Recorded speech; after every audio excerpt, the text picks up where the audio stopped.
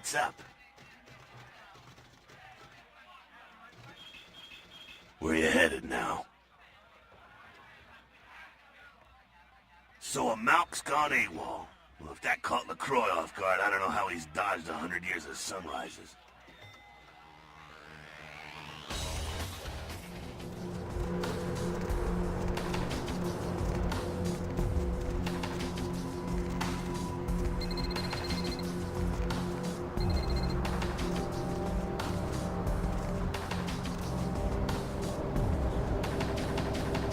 Going somewhere?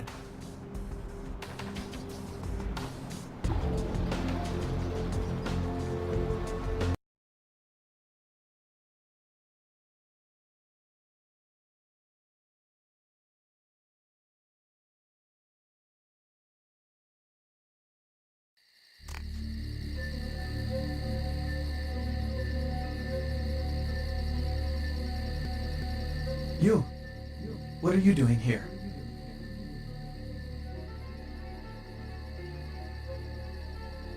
No?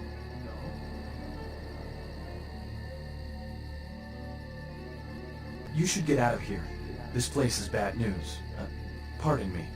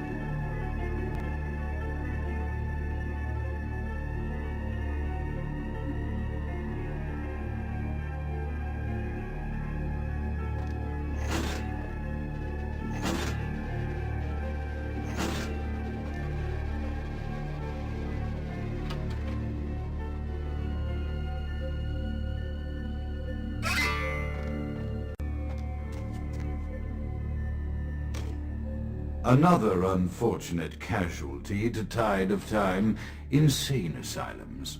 I lament their loss not only as brokerage houses for the breadth and depth of human psychoses, but also I shall mourn the disappearance of that peculiar environment present only in an insane asylum. That palpable atmosphere of blistered brains and churning bowels, the odorous melange of freely flowing bodily fluids, that gently rolling cacophony of distant sobs and screams, the muttered cursing at perceived enemies, and the blissful gurgling of the lobotomized. The newborn baby was I shall still find test subjects as surely as I find bloody sustenance in the night, but this planet, I fear, may never be replicated.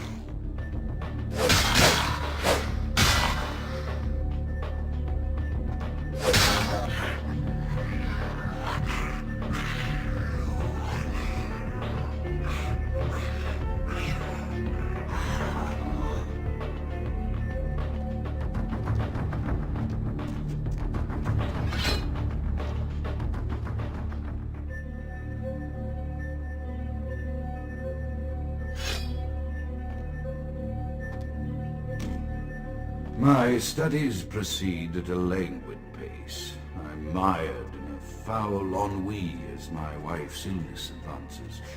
My subjects grow restless without proper supervision, but I cannot pull myself back from this black depression.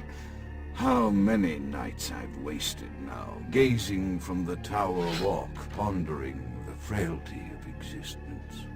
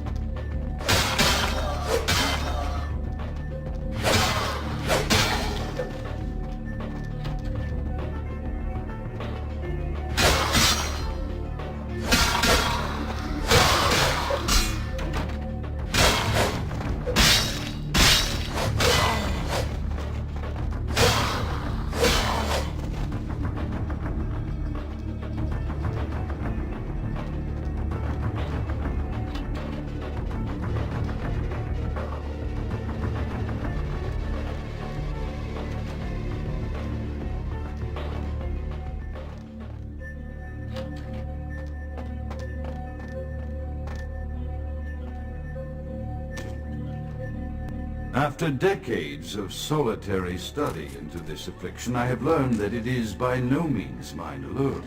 Indeed, this is a society of similarly afflicted individuals with whom I've only recently made contact.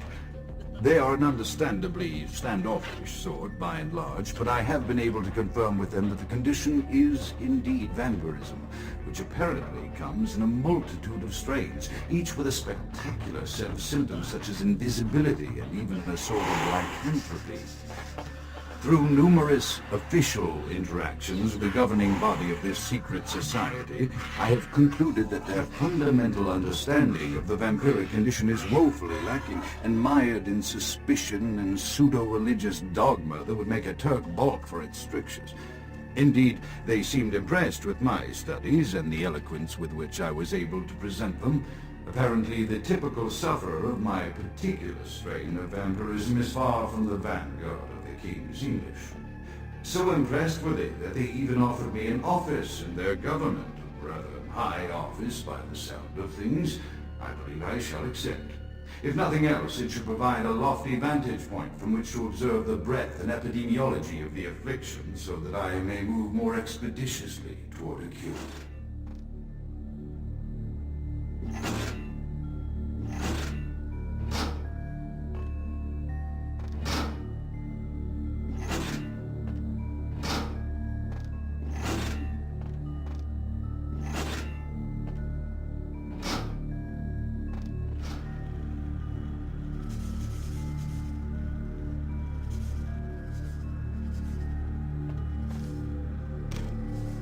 I have accepted the role of Primogen for Clan Malkavian, the dreadfully winsome label applied to the particular strain of vampirism I suffer, so named for some supposed vampire father figure of old. Or poppycock grown from a backward culture that seems infallibly drawn to children's tales and the fiction of Victorian romance, when it should concern itself with the science behind their suffering. No matter, for I have taken this office for no greater reason than to advance my research.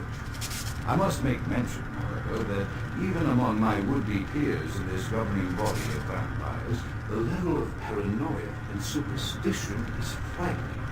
Their intelligence is not the question, no, indeed. As they courted me for this appointment, I had to suspect that their overtures were hand-tailored to what must be my obvious infatuation with reason, for the devil would be well to have such honey-tongued tempers. Even so, I could not help but notice the dressing of language these vampire leaders chose for their siren song. Whether it is born of habit, from addressing their unwashed, ill-educated subjects, or from their own deep-seated beliefs, their linguistic flourishes belie a faith in superstition over the providence of empirical reason that must be an all-pervasive theme in this society of darkest night. Damn it all, now I'm doing it too.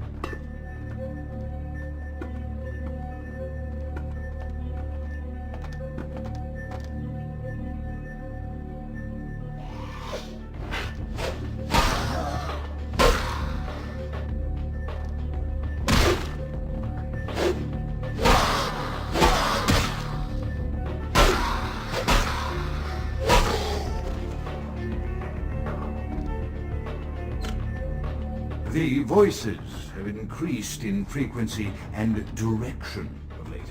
They have begun to stay with me long after conversation has ceased, and are serving as quite a distraction. I fear others are beginning to notice my preoccupation at the vampire gatherings. I am thinking again of the particular vampire of whom I spoke previously, who I dare not name for my growing fear. If the voices are to be believed, then my caution is warranted, for they speak of his blood. I am no longer safe. I know it. The voices have proven themselves authentic, and I have withdrawn from the Vampire Society entirely. My absence will no doubt draw attention, but I could no longer hold my fragile composure around the ravenous eyes, especially not around him. The voices compelled me to make what I fear is a Faustian bargain, but I had to, for their demands are constant and merciless. I have secluded myself within the mansion. I know he will strike out at me. He will go to any length to achieve his ambitions, and he knows it, I know. I have taken my and you will have to wait. Our immediate safety is guaranteed. The mansion was constructed with security in mind, but at that time I was not privy to the full range of vampire capabilities. The voices echo in the twisted corridors of my psyche, dark whisperings of a macabre and formless menace, the approach of which portends an end to all of this.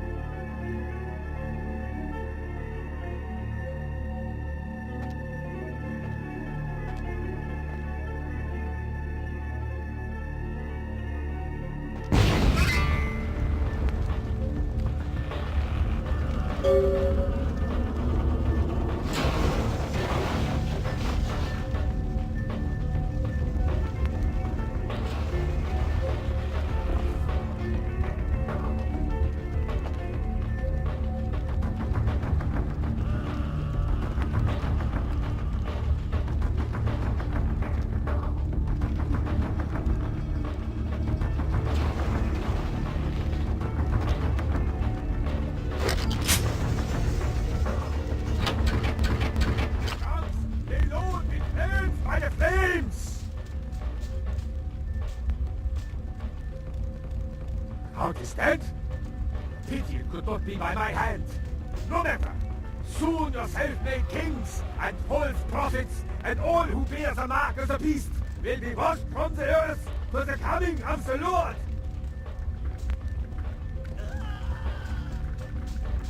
As you burn, tell them it was Grünfeld Bach who sent your damned soul to that lake of fire. All agents of Satan shall return to whence they came. Let this righteous display serve as a promise to all who serve the Archfiend Lacroix. I'm coming for you, Lacroix. By the power of the Lord, I will cleanse your black soul.